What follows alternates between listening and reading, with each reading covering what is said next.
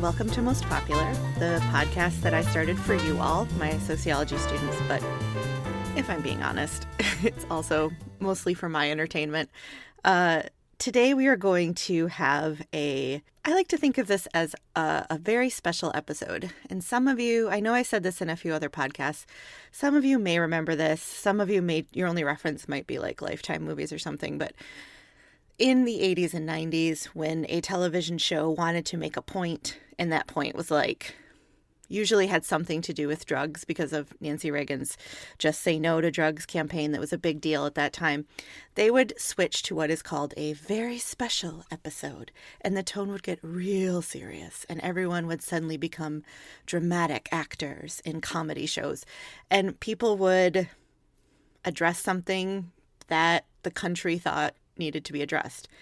So like I said, most of the time it was drugs. I do remember an episode of this show called Family Ties where they talked about birth control.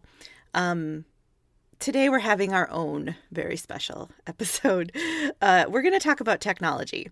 This is a project I've been working on for a while that is one of a few new podcasts that I've put together for you all with various experts. We're going to talk about technology and how it is situated in our society and in our culture and what impact it has on us. And we're going to take a few different perspectives on it. So you're going to hear the voices of, I guess, 5 people, including myself, 4 experts that I have contacted, worked with, and have interviewed to sort of show us the snake-like trail that technology has, where it just sort of has interwoven. Actually, a basket weaving is probably a better analogy. It's sort of woven its way into all of our lives and experiences. For those of you who are in my face-to-face classes, you know that I like to start class by saying, what social media accounts do you follow that you really enjoy? Because that's a common question now that we can ask each other, like, what social media accounts do you like? So you're going to hear from 4 folks today. The first is Dr. Lee Paulson, who is on the Project Kuiper at Amazon. I'm going to let him explain what Project Kuiper is, but he's going to give us kind of the behind the scenes on what technology is, how we sort of have gotten to this point with Wi-Fi, what Wi-Fi actually means and what it stands for. Lee, I like to say, is an expert in antennas, which I think he would agree with, and can kind of give us the bare bones idea of how all of these things became so much a part of our lives. Next, I'm going to talk to Dr. Deborah Lupton. Dr. Lupton, she is at the University of New South Wales in Sydney, Australia. She's a professor in the Centre for Social Research in Health. Her experience is in what's called digital culture and how culture and technology have become very intertwined. She also has a lot of experience talking about how digital culture is nested in health. So we talk a little bit about COVID and how people, especially on social media, sort of grabbed onto all sorts of stuff surrounding COVID. But she's going to give us the kind of a basic idea of how culture has become digital, what that means, and what it means for a society to now be very reliant on the internet and all of its good and bad, up and down, ins and outs.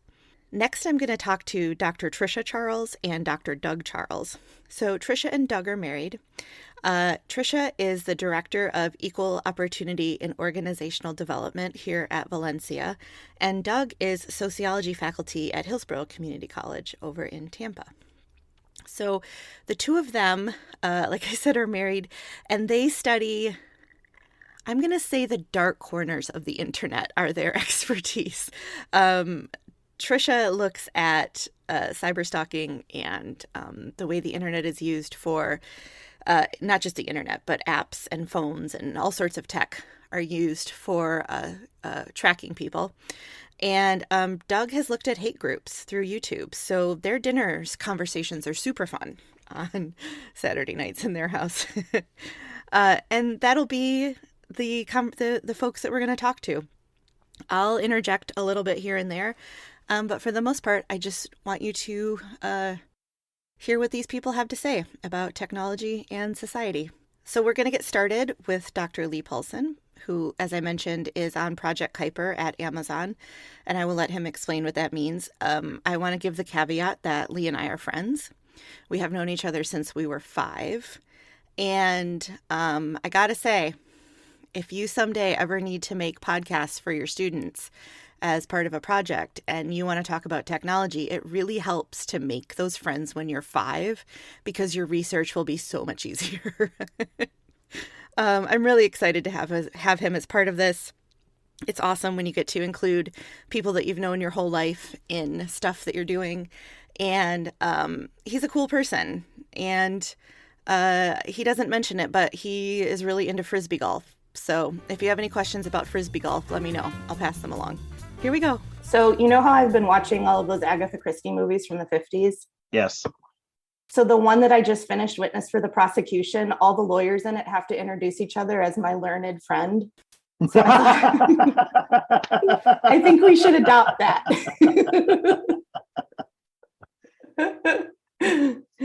Okay. Okay, so my learned friend, please introduce yourself, say your name, etc., etc. Sure. So I'm Lee Paulson. On a professional level, I work for Amazon Project Kuiper. I'm responsible for development of customer terminal hardware, meaning all of the little devices that people will eventually buy and have in their homes to be able to connect to the Kuiper network and sort of bring internet all over the world. My team's responsible for sort of bringing that to life and putting it into mass production, primarily function in an engineering leadership role. And your PhD is in? And I have a PhD in electromagnetics. So okay. Antenna theory. Antennas and antenna theory. Is that better? No, no. Oh, okay. Not everybody knows what electromagnetics is, so we'll say antennas. If that's I only know because I know you. Yeah, fair enough. So that said, we know each other. We've known each other since the age of 5, to the best of my recollection. Yes, and we are, goodness, only 22. Can you imagine? Like, we look so young, accomplished for our ages. That's a lie. We both just had birthdays. We're in our 40s. At a real basic level, what is Wi-Fi? So on a real basic level, Wi-Fi is a radio communication protocol that allows 2 devices to communicate over a span, right? And it's typically in one of like 3 different controlled frequency bands, but it's designed to be able to reliably send data to and from devices wirelessly. And unlike something like cellular, like LTE, like 4G or 5G, Wi-Fi is typically designed to be fairly short range, right? It's really meant for in building, in house, maybe in a neighborhood sort of use cases. And it's different from something like Bluetooth, which is meant to be super, super short range, right? Your Bluetooth, well, you don't have earbuds in, but if you have Bluetooth earbuds, they typically don't work more than, 20, 30 meters away, right? And that's like a really good set of Bluetooth, right, connections. So Wi-Fi is really meant to go a little longer range than that, but not nearly as far as cellular connections. One of the beautiful things about Wi-Fi is because it's kind of set in that middle range, it allows people to use these open frequencies that are largely uncontrolled, so that without fear of interference. And then it sort of lets everybody have their own little bubble of connectivity that can be repeated over and over and over again. So how do you explain the difference between Wi-Fi and cellular service other than shorter range? Is that the difference? So the frequency allocations are different, but a lot of times the waveforms are very similar. They use, like, the actual protocol they use to communicate is fairly similar.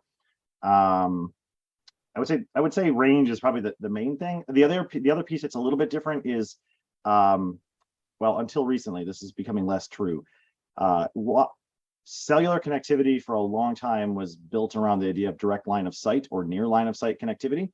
So if you have your cell phone, there's some sort of a direct path that a signal that can propagate from your phone will directly go to a tower. Right. Inside of your home, that's almost impossible to have antennas in enough places that you always have line of sight to, like, your tablet, right, or a laptop or your phone on Wi-Fi. So they use a technique called MIMO, which is multiple in, multiple out, I think is what it stands for. But the idea basically is you have multiple antennas and you sort of weight the signals between the antennas in a way to get the maximum throughput from wherever the Wi-Fi host is to the client, right? It's all about managing what's called multipath. So the signals will bounce off the walls and refract through the windows, and some of it will be line of sight. But the idea is that we want to give you a good experience so you get good solid data rates and things don't drop as you're moving around your house. Do you remember? I know this is a tough question because memory is a dicey situation for both of us at this point. Yeah. But do you remember on US 10, that video store that was there for a long time? And it was like not a family video, but like a little mom and pop video rental place. It was like, Yes. So my parents took me in there once, and I must have been 8 or 9. And this was before everyone had printers, and, you know, somebody had handwritten in green marker and labeled the sci-fi section. And I called it Skeefy because I was a kid. Right. And I thought, oh, it's Skeefy. And I have the same, every time I see Wi-Fi, I think of Skeefy because I think, oh, Wiffy. Yep. That's the connection in my brain. So there's a new digital protocol that's being developed largely on the military side called Di-Fi. It stands oh God, that would kill me. Yeah, digital IF interface. And half the people call it Diffie and half the people call it Di-Fi. So why is it more difficult for, because I'm going to talk about rural communities in a second, but why is it more difficult for areas to get internet than other areas, quality internet? So the piece that you have to visualize when you think about connectivity is, imagine for a moment that your cell phone was a hotspot, right? And you were connected to your laptop, from your laptop via Wi-Fi to your cell phone as a hotspot, and then that connects back to a cell phone tower, right? Mm-hmm. So now the question becomes, where does the cell phone go from there? Because ultimately, you're just connecting to a server somewhere that's effectively what we call like a point of presence in the internet. So most cell phone towers have one of 2, soon to be 3 different forms of communication from the cell phone tower back to the next node in the network, right? That eventually works its way back to some sort of a big server farm. They either have fiber optic cable that run off them, which fiber optic cable is extremely fast, right? You can get many gigabits of speed through a standard fiber optic cable. This is what they said. I don't know what the limit is. You know, it's hundreds of gigs to the best of my knowledge. Right. Modern fiber optic communication systems. Or they use a system called microwave backhaul. So what you'll see there is you'll have a large drum-looking thing on the side of a tower that's just aimed off in a direction. What it's actually doing is performing its own point-to-point microwave wireless link. Right. That's also, it's not nearly as fast as fiber, but it doesn't require you to dig a trench and actually lay fiber cable. That's pretty popular in parts of the world where it's either impractical to dig trenches. Like if you look at cell phone towers around like Los Angeles, they're all up on the ridge, right? That kind of surrounds like the bowl that surrounds the rim of the bowl. And they all have microwave backhaul repeaters between them because it's a pain in the ass to dig trenches in rock, right? And then the third one that people are starting to use is satellite. So it's extremely expensive to take fiber to a neighborhood. And every business, because it's almost exclusively private industry that's doing this, has to be able to justify the cost of doing that based on the amount of profit they're going to make off you, right? Wait, can I ask a question? Yeah. So when you say private business, that would be like here we have Spectrum or like those types of places that provide internet service. Correct. Yeah. Okay. I shouldn't say private business because they're often publicly traded companies, right? But they're for-profit institutions. Right. They're companies that their sole job is to provide cable, internet, like we're talking right now through an Xfinity connection because I think it's actually Comcast, but they rebranded themselves as Xfinity, right? Right. So my neighborhood now has Xfinity because there happens to be fiber running along the highway that's not too far from my house. And so I'm able to get, I think it's like 800 megabit per second internet, right? Right. That is only possible because there's a fiber trunk line running sort of near my neighborhood. Once upon a time, Xfinity or Comcast made the decision to lay all this fiber and plumb out the network and decided that it was worth it. It was in their business interest to put all the repeaters in place and lay the fiber because they can make whatever I pay, I don't know, $100 a month for internet. Their estimation, their business case was it's worth it to do this. We'll make good margins. It'll be a profitable business. By contrast, at my old house where I used to live in Iowa, so you should say you're in Seattle right now. I should say that. Yes, I am in Seattle. And by contrast, where I used to live in Iowa, I was the first house in the county at the edge of the town of Cedar Rapids. The town of Cedar Rapids had reasonable internet. My neighbors had cable, what they call cable internet. It wasn't fiber based, through Mediacom. Mediacom had struck a deal with the city at some point in the past to run cable, right, to be able to distribute TV and eventually internet all throughout the city. I don't know the nature of the deal, but it's not uncommon. Most municipalities will cut some sort of a deal that they get tax breaks if people are willing to run cable all over their city, so their citizens have TV and internet. My house was the first house in the county, and because of that, the tax, whatever deal they had with the city of Cedar Rapids, stopped at the edge of the city boundary. So I called Mediacom and asked them, can you run cable to my house? And they basically said, well, we'll think about it. They eventually had a You've told me this. Yeah. They had a survey crew come out. Yeah. And they said, no, it's impossible because there's a cornfield between you and the neighbor's house, right? And I explained to them very carefully, like, I own that cornfield. I will give you permission to dig a trench. And they said, nope, it's impossible. We can't do it.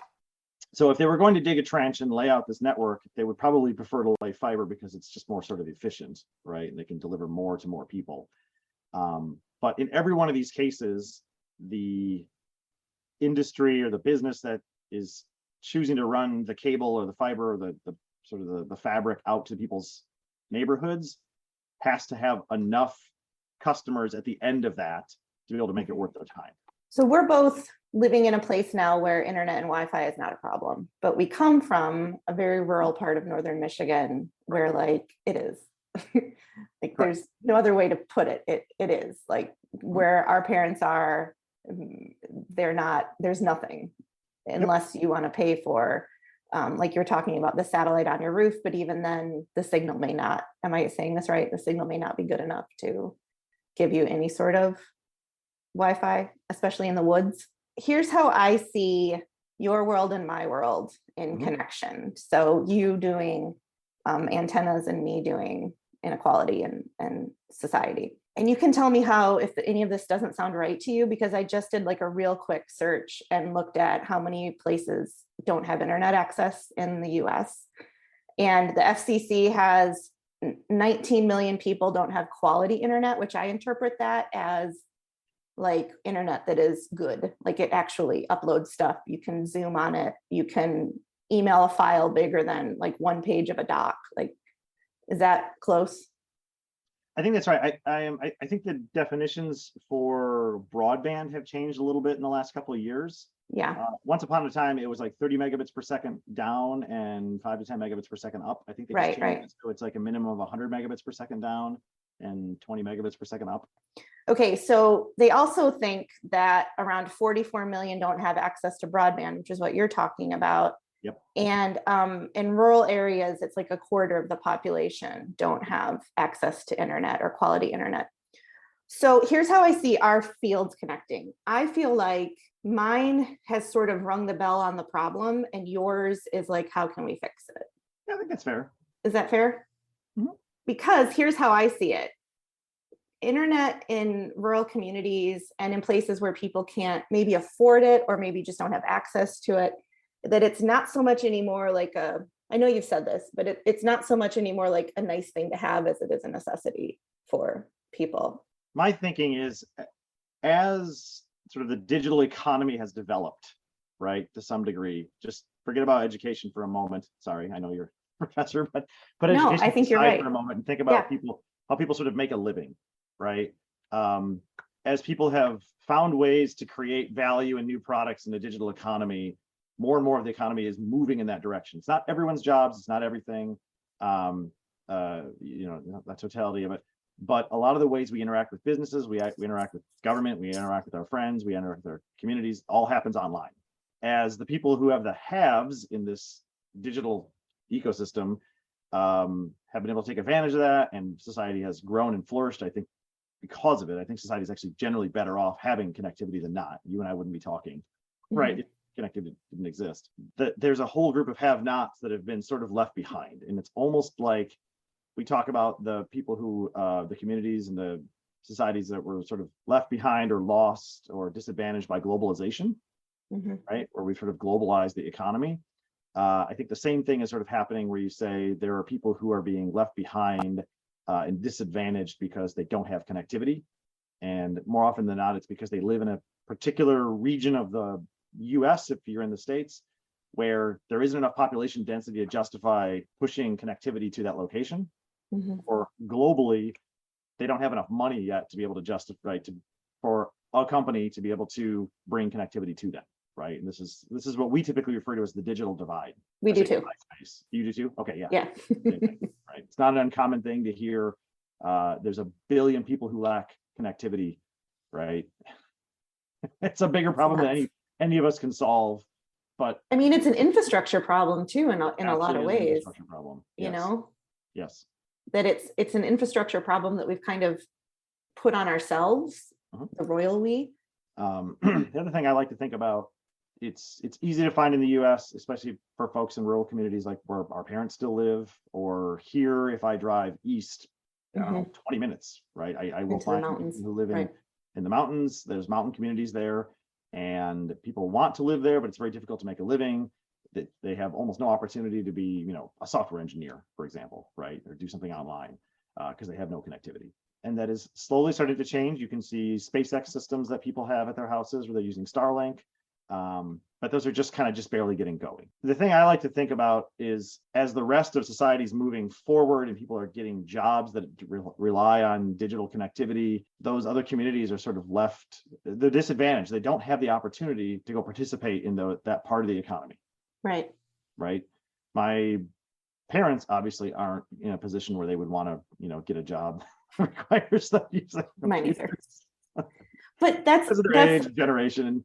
But that's also a really important point too, because part of the digital divide is like the older people are, or the less education they have, the more likely they are to not be interested in internet or in any sort of tech, because they don't see how it's going to affect them, or they just don't have the ability to do it. So it's an important thing to mention.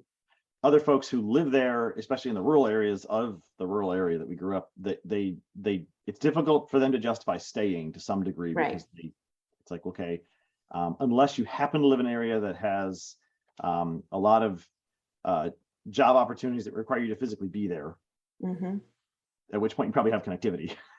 Right. Well, yeah, but it's why population becomes stagnant in those places. Yeah, exactly. Or goes down even. Exactly. Yeah. Exactly. So my thinking and kind of my personal motivation is with what I've been doing. I've been working on trying to solve this problem for the better part of 10 years now. I just want to give people access so they can make their own choices. Right. I'm not saying anyone who has connectivity needs to participate in the digital economy necessarily and get like a software engineering job. I don't care. People can do whatever they want.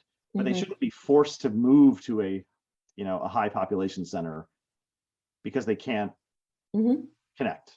Right. They shouldn't necessarily have this extra burden of, well, I can't connect to the sort of, the digital ecosystem and I can't participate in the economy that way. So next I'm going to talk to Dr. Deborah Lupton. And what I'm really excited for you all to hear about is how she explains what digital culture is, and kind of in the sense of what Dr. Paulson was saying, technology should be used in some way to help people because it has become so entrenched in our lives. And I think we all experienced this, especially at the beginning of the pandemic, and especially for those of you who may have been struggling to try and get access to Wi-Fi or try to get any sort of internet access going, whether through your phones or whatever. Dr. Lupton is really going to walk us through how digital technology, digital sociology is what she's going to call a social practice. Yeah, so digital culture and digital sociology are intertwined concepts, but one has culture and one has sociology in the title. But sociology is all about the cultural dimensions of people's lives and the social encounters that they have. I guess I would say that digital sociology encompasses digital culture, so it's a broader concept than digital culture. And digital sociology, as I define it, is about how we understand people's use of digital technologies, devices and software as a social practice. And so social group membership is a very important dimension of how people use digital technologies, whether it's gender, age group, their economic status, their education levels, their occupation, or whether they're unemployed, what part of the world they live in, whether they live in a privileged, wealthy country, and even within that, in that country that they live in, if they happen to live in a privileged, wealthy country, whether they're in a part of that country that doesn't have very good access to technology, such as Wi-Fi or phone services. And I come from a wealthy country, Australia, but it's a very large country, like the US, geographically, and we have a huge diversity across the continent. We have a far smaller population than the US, much, much smaller. We only have 26 million people in Australia, and we're pretty much spread out amongst the fringes of the continent. And the people who live inland in rural and remote communities, often, even in this day and age, in a wealthy country like Australia, struggle with having good phone service or with Wi-Fi. For me, digital culture is part of that as well. So we might look at the cultural dimensions of digital media use, for example, how it is that people use social media and the cultures of sort of sharing and communicating and commenting. Those, when we use the word culture there, we're talking about accepted norms of behaviour, but we're also talking about that we're all acculturated into as we grow up in a certain social context. That's culture. But we're also talking about the materializations of culture, the images, the way that we make images to share on social media, the way that certain social media platforms are different in the types of images that are created and shared. So we know that the culture of Instagram has a very different visual culture, much more polished culture, compared with TikTok, which is very much about very quick videos, very casual videos that may well be well rehearsed, but they're often, the culture is that they don't look as if they're super well rehearsed. They're much more sort of casual, whereas Instagram has that much more polished, visual aesthetics of, beautiful environments or beautiful bodies or beautiful food, which is a really strong aspect of just comparing those two different social media platforms. So of digital sociology, in those are the sorts of things that we look at when we're trying to understand the cultures and social meanings and social practices around digital technology use. Have you heard of Celeste Barber and her Instagram? No, I haven't. She's a comedian, she's Australian. She takes the very photoshopped, very prepared images that people post on Instagram and then juxtaposes them with herself trying to recreate them, and makes very, very funny videos and images from it. Just a normal person trying to do these things that these abnormal pictures are trying to sell. And so that's a good way of highlighting those cultures, is by making fun of them, isn't it? Yeah. She got not in trouble. She got into an argument on Instagram with Instagram, the company, because a model had posted a picture of herself wearing nothing, and Celeste Barber replicated it, like did the same thing. And Instagram labeled her image as inappropriate and took it down and kept up this model's image. So it's a very interesting, as a sociologist, you can't turn that part off in your brain, obviously, but it's very interesting to watch it play out with how she picks and chooses, and then how the platform reacts to the normal person posting these pictures versus the very created image, a curated image, I guess I should say. Another good example is the controversy around women who are breastfeeding their babies, and photos of them doing a very natural and, very maternal and caring thing with their infants, and Facebook censoring it because it has this sort of automated algorithms looking at sort of flesh-coloured material and deciding there's too much flesh there, and the whole debate about a female appearing nipple versus a male appearing nipple, and how how sort of algorithms can decide what's a male appearing nipple versus a female appearing nipple, because of course, you just can't have the female nipples, but apparently male nipples are fine. So I mean that really again underpins the cultures of what's considered acceptable, or. So one of the things I really enjoyed about your book, chapter 2, I really connected to.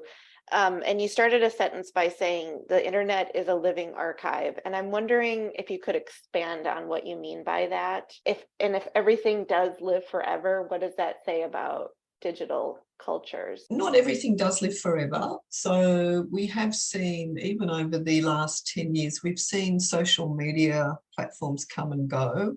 Some of them have disappeared, or sort of content aggregation websites have disappeared. Even some of the ones I mentioned we're now seeing Twitter sort of seem to, under your marvelous Elon Musk, basically disintegrating in real time. And many of us on Twitter are just basically wondering how long Twitter's got to go. And there's, some people are downloading their archives of tweets. I'm not sure why, to be honest. I don't really need to look at my archive of tweets, but some people seem to think it's important, because it could well be that all that material, all those probably billions now of tweets that Twitter members have tweeted out over the past 10 years or so, could well vanish. So, yeah, I mean, the living archive metaphor also relates to my concept of lively data. And that's where in some of my later books, like The Quantified Self, I wrote a book about self-tracking practices, acknowledges that digital data about us through our engagements with apps, wearable devices, mobile devices, and browsers and online practices. Every time we go on most apps, go on social media platforms, go on browsers, walk around with self-tracking devices, measuring our body's functions and steps and movements in space. There are reams and reams of digital data, information about us being generated by those devices and software.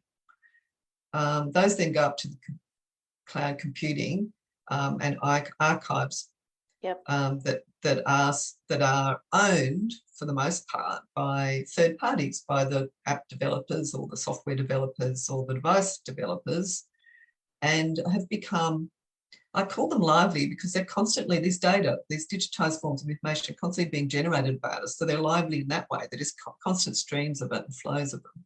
But they're lively in another way, in that they are being used for people's livelihoods. They have economic benefits for third parties who exploit our data for their own purposes, to sell them, to harvest them, to manipulate them, use them for advertising purposes. And they're lively in another way, in that if we do get access to our own digital data, say on a self-tracking app, if you're a runner or a cyclist and you're interested in monitoring your fitness progress, then they're lively in that they're about our lives and about our health, about our bodies. And we can use those data to maybe make changes in our lives, or to feel better about ourselves. So there's different ways in which these data are lively. So if we then take that metaphor of lively data and go back to that initial metaphor of the lively, the living archive that you mentioned, then really they're interrelated, because the archive is the archive of these lively data that are they're constantly changing. I mean, every time something about our bodies or our cells or our social relationships is being rendered into digital information, digital data, it's old data, because next time we say something or take a photo or move in space and place and time, that's the new data. Yeah. So in that way, there are archives of old information that can only ever be from the past. So now that we've heard about what Wi-Fi is, where it comes from, the issues that people have with the internet, getting Wi-Fi, what sociology of digital culture is, and how the internet is something that is constantly evolving. And I'd like to begin where Dr. Lupton led off, with the idea of tracking, which is my transition into Dr. Tricia Charles and Dr. Doug Charles. As I mentioned, they are married. And we are going to talk about some of the darker corners of the internet and what happens when you have all of this great stuff coming in. You have Wi-Fi, you have the ability to connect all of the time, and then you also have these cultures being created. What does that mean when things turn dark? So I wrote the introduction for this morning, and I said, these two are married, and I'm very excited to ask you, what do you guys talk about over dinner, since one of you looks at cybercrime? Everyone looks at hate groups. So, I'm like, in my head, you two have videos of bunnies playing, or unlikely animal pairings, or farm animals doing fun things. There's got to be a way that you two are balancing out meals. Reality, trash reality TV. Yes, it really is trash reality dating shows. Yeah. Trisha, I want to start with you, and then Doug, I'll ask you a few things. Because since, I was saying, her name was Deborah Lupton, who I talked to, and she was talking about tracking devices and how everything we do now is tracked from when you have a heart rate monitor and all of that. So in that same vein, you have quite a bit of experience in people using apps to track themselves or other folks. So can you just real briefly explain what cyber stalking is, what it means? Yeah, so it's really just using any form of technology to target or harass or track or follow or threaten another person. What we've seen is people using different kinds of apps for things like tracking. So apps that are created for parents to be able to monitor their children to make sure that they're safe and that they're not talking to strangers, that they're not going places that they're not supposed to. But what ends up being used is people using them for following their partners or people that they're dating, installing it on their phones without them knowing that it's even there, because they run in the background, so they're secret. And what they'll do is they'll send location data and keystroke data, sometimes photos and text messages, and so they'll actually send all of that to the person, and they can see who they're texting, who they're talking to, what their keystroke data is, so there'll be passwords to log into stuff and be able to kind of find their location that way and actually show up, or just be able to track what they're doing. And those apps are all made with good intentions because they're for parents really, but then they get used for that. We've seen tracking devices being installed on vehicles to be able to follow somebody at different places. We also see a lot of spoofing. So using different apps for changing somebody's phone number so that, say, Adrienne, you were to block my number because I was calling you too much, I'd be able to spoof a number where I can make it look like it's coming from somebody that or coming from the school. Yeah, you've done that trick with me. You've done that trick with me where it's the app will say this is Trisha calling, and then it'll be somebody completely different on the other end of the phone. But if I'm just texting with you, I don't know that that's what's going on. I think I'm just talking to you and not whomever has taken my information and is texting with me. Yep, with the spoofing, because you can do it for text messages too. You'll have no idea that it's coming. It'll, because it's coming from technically the same phone number, it will typically show up in the same thread of numbers. You'll have no idea that it's coming from them, because you can use those apps to actually use the change the phone number. But it's also a way to get around blocking, like I said. So if you were to block me, this actually gets around it, because the phone carrier doesn't recognize that that's a number that's been blocked, because it doesn't show up as that. So I can call you and it shows up as a parent, and it's actually me.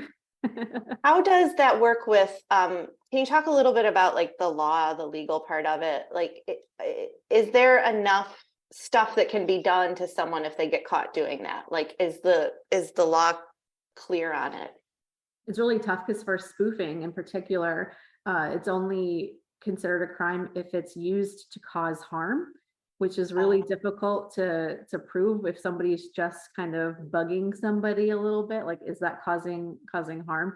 Even with the stalking cases that I looked at for my dissertation, we really didn't see a lot that went all the way, because it was really difficult for them to prove that it met the threshold under the law of causing the level of fear in somebody that it needed. So the victims really needed to have pretty significant documentation about how often it was happening, how it was impacting them, that they took some sort of action to prevent it from happening again. So they got an injunction, they called the police, they tried to block them, they told them, don't ever contact me again. Those sorts of things played a role in whether or not it was seen as causing the level of fear that they needed for a case to move forward. But the stalking cases, for the most part, they just really didn't go anywhere.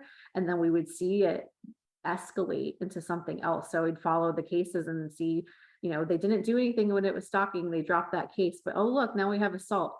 Or turned into something a little bit more serious. So we've definitely seen them progress, because stalking is very difficult to prove in terms of the impact, because the threshold is pretty high for the legal piece of it. And, convincing a jury that, calling somebody a bunch of times caused them to fear for their lives, especially if they're out of the area, right? If they're not doing the in-person behaviors and they're only doing the virtual, are they convinced that person's going to show up at your house, right? If it's somebody in another state, are they really a threat to you?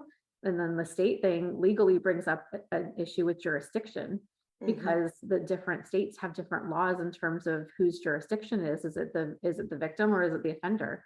And sometimes they don't align. Sometimes it ends up being nobody's, because the two conflict.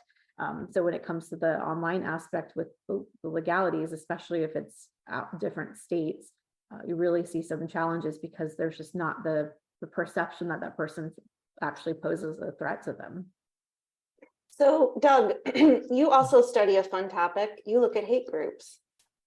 Yeah. Specifically, my most recent research was on white supremacist groups online, particularly on the platform YouTube. I started with altright.com YouTube channel, which is run by Richard Spencer, pretty well known, for his role in that movement. And I essentially just followed what the platform recommended. So I started that channel and then see what it recommended, and kind of worked my way out as a web. I had a set of criteria that I basically would use to identify, does this have white supremacist content in it? And the way I would try to identify the content was I would watch the video, transcribe everything they said. What were they saying? What were they talking about? Some of them would just kind of focus, they would kind of just be like online pundits almost, kind of going through the news that day, talking about issues, framing them through their movement of white power, or most commonly, usually their angle is more white victimhood, right? Like, how are whites being attacked in society, conspiracy monitoring, things like that for the most part. My favorite that you showed me was the pumpkin spice creamer one. Oh, that was bizarre. Yeah. Yeah. What is that? One of them was instructions on how to make your own pumpkin spice creamer. And he sent it to me. I'm like, why am I watching this video on how to make pumpkin spice creamer?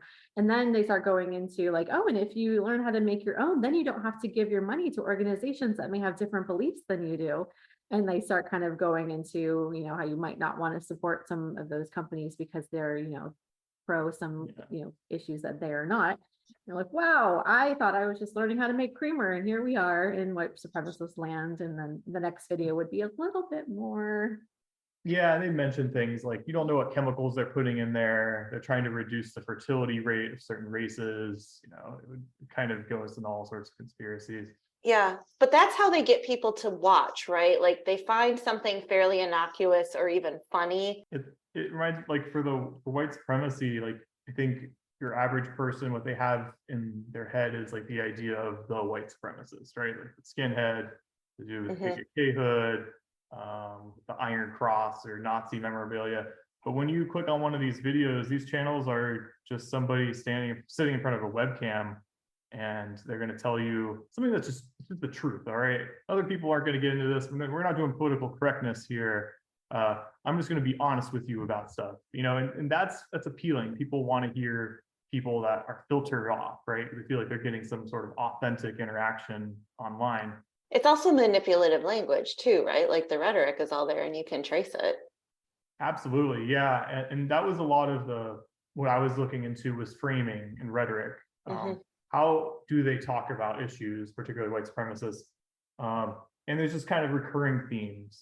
First one being this kind of impending doom that you'd see in this political movement. We're always on like the brink of something really, really, really bad happening. The extinction of a race, or the collapse of society or something like that is always being brought up. You've got other things like the appropriation, I like to call it appropriation of victimhood. So kind of using the language in terms of social justice, but instead putting in dominant groups. So straight folks, or white men, or the nuclear family, all these things under attack, being oppressed. So tough, because the internet allows for so much. Like, you can be anonymous, you can be your real self, you can kind of create your own identity, show people whatever side of you you want them to see, but you can really hide a lot of things. Like, you could make a YouTube channel without using your real information, right? You can be a fake person, and you can create videos that don't actually use your likeness, and create cartoons and still say all of these hateful things and get people riled up in different ways and try to instigate things without it even really being able to be tied back to a specific person. So there's so much that they can do to kind of rile people up in different ways. Same with Twitter. You're just a username, right? You don't have to necessarily use your identity unless you want that blue check mark, but you gotta pay for it now. You have to pay for it now. Yeah. So it's tough. They are private businesses. So to some extent, I think not only should they be responsible in some ways, they have to, I think, take their ownership for any sort of harm that they're causing. We won't probably see that really happening unless they're held accountable for things that happen as a result of stuff that's shared on their platforms. The companies themselves were to be held accountable for things that occur because they were planned using their services. I know there's a lot of discussion around, like, does deplatforming do anything? Is it better to have these organizations out in the open, these folks out in the open? I will tell you, from hearing what they say and from tracking their influence, deplatforming does hit them really hard. When I first started looking into these groups, they were using platforms like YouTube, Patreon, to rake in immense amounts of cash. I mean, we're talking like channels with 400,000 subscribers getting donations all the time. They were getting ad revenue. And when YouTube realized that their ad providers were pulling the content because they didn't want, their car to appear right before some guy ranting about how the Holocaust wasn't real, they started to crack down on channels that did this. Thank you so much for listening. You can find more episodes of Most Popular on iTunes and SoundCloud.